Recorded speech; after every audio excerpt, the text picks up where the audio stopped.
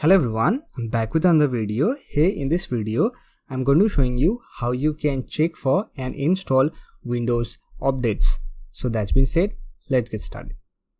So I'm using Windows 11. It is the latest operating system from Microsoft. Now to check for Windows updates, simply click on Start button and here click on Settings. Or else you can also search for Settings on the search option. And open this setting application. Here click on System and here click on Windows Update. And you can simply click on Check for Updates. Or else you can also check for Windows Update from the Windows Update section. If you find any Windows Update, download it and install it on your Windows operating system. Now if you want to pause your Windows updates, you can simply click on Pause Update. And from the drop-down menu, you can simply select the time frame. And if you want to resume your updates, then click on Resume Updates.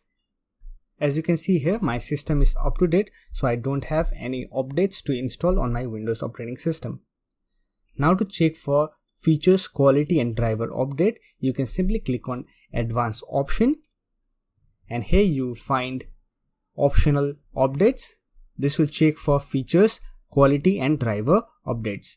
Here simply click on this option, and if you have any driver related updates, here you will find all your update option.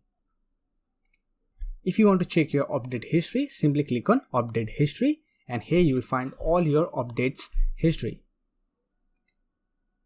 If you want to uninstall updates that are affecting your system, then you can simply click on Uninstall Updates from the related setting option.